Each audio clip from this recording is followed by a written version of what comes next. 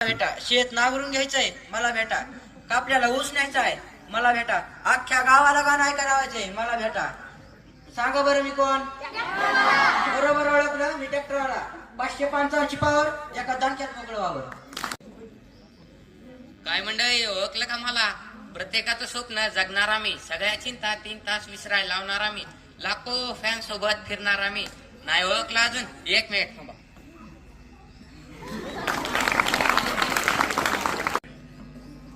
ज्याला इज्जत आणि इस्टेट घालवायची ना, त्याने फक्त दोस्ती नाला कशी करायची.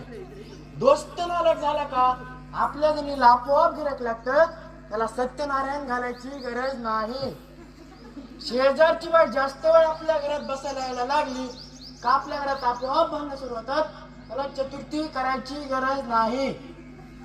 दारू प्यायला असं कोणतं कोर्स नाही.